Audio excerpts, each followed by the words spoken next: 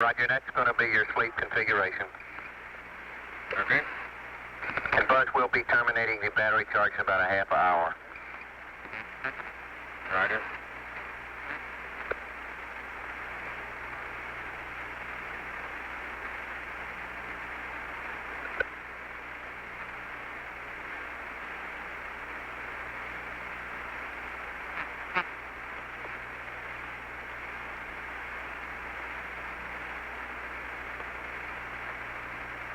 Oh, Apollo 11, Houston, you can terminate TV at your convenience. We've got enough tape, and you can start PTC at your convenience. The rates look super for starting up, over. Roger, Charlie.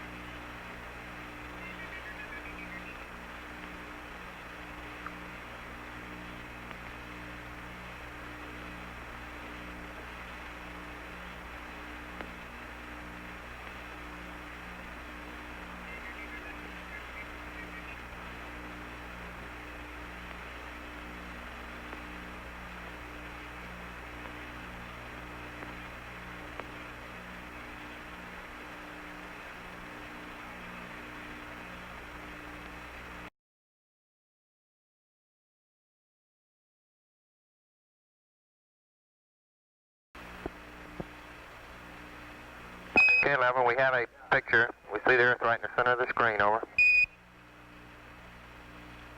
Roger, Houston, Apollo 11. Calling in from about 130,000 miles out. And we'll zoom our camera in slowly to get the most magnification we can. Over. Roger.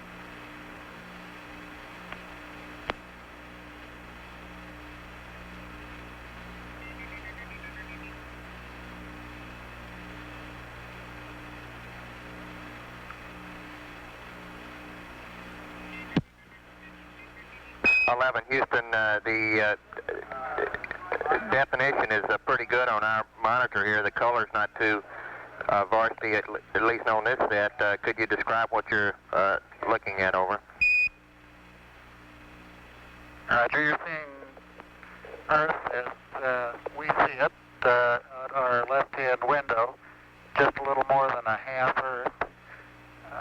We're looking at the eastern Pacific Ocean, and the north half of the top half of the screen we can see North America, Alaska, United States, Canada, Mexico, and Central America.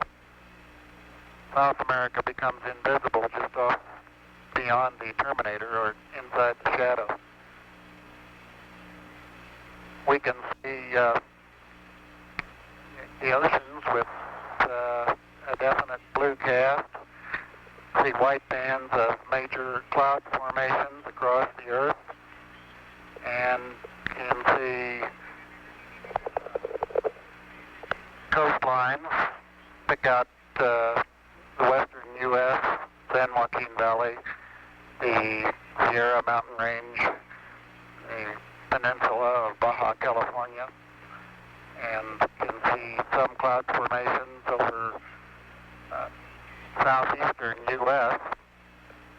There's one definite mild storm southwest of Alaska, looks like about 500 to 1,000 miles, and another very minor storm showing the south end of the screen near the, a long way south of the equator, probably 45 degrees or more south latitude. You can pick out the browns in the landforms pretty well. The greens do not show up very well. Some green showing along the northwestern coast of the United States and northwestern coast of Canada.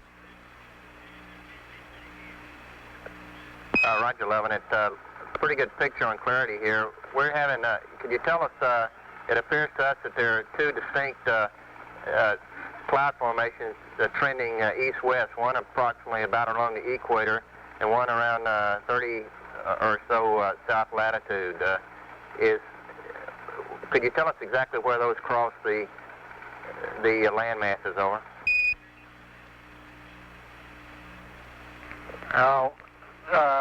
Yes, they cross just south of the lower part of Mexico, probably through Central America. That is the equatorial band, which we assume to be the intertropical convergence zone. The other band, which is about 30 south, correctly seems to appear to join equator at the far left, or just beyond the horizon on the left edge of Earth, or at least looks like it's going to join it. We don't have an explanation for that banding. Roger, Neil. Thank you. It also appears that just to the left of the terminator, up in the northern hemisphere, there's a cloud band trending, a gap in the clouds trending northwest, southeast. It appears to us that comes in about over the northern United States, or perhaps the central United States. Is that about correct, over?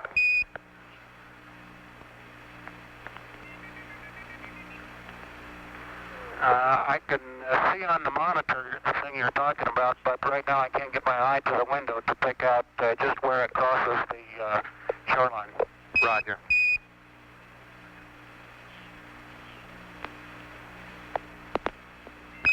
You guys are doing a good job. It's a real steady picture here. Where clarity is excellent. The color, the clouds are, the whites are distinct. The rest of it looks like to me anyway, on the monitor I'm observing, is a fairly greenish blue, is the way I describe it. Over.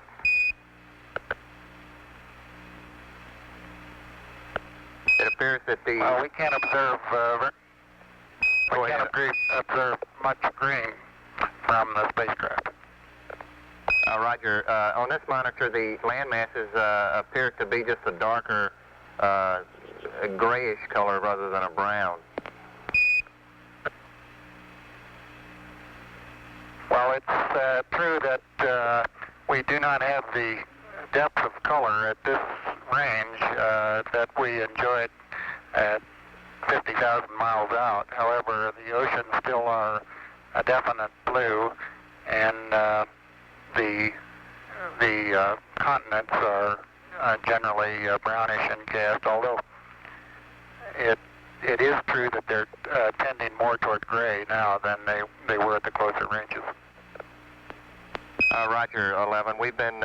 I've just been vectored to another monitor, and sure enough, the browns are coming in a lot more distinctly on the IDA-4 that we have up on our screen in the control center. Over.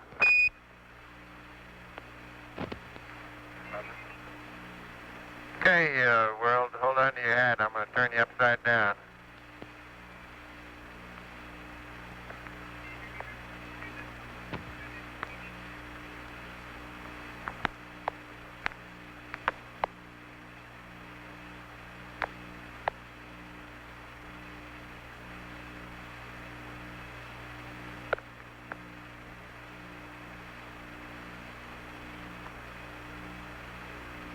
Yeah, 11, that's a pretty good roll there.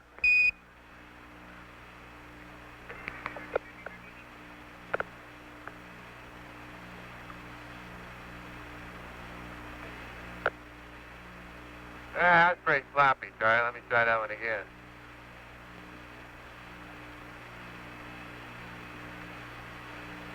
You'll never beat out the Thunderbirds.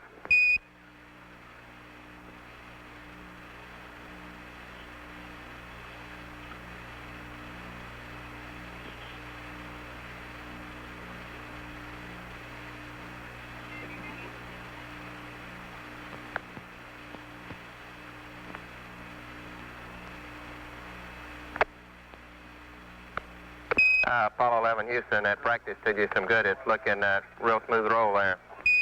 Oops, spoke too soon.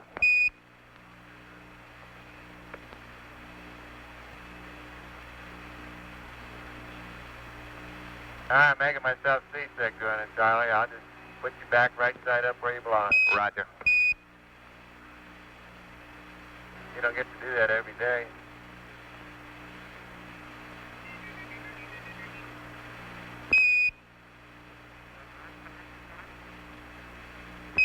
11 Houston, could you describe, from your view, the polar cloud cap appears to us to extend down the western coast of North America.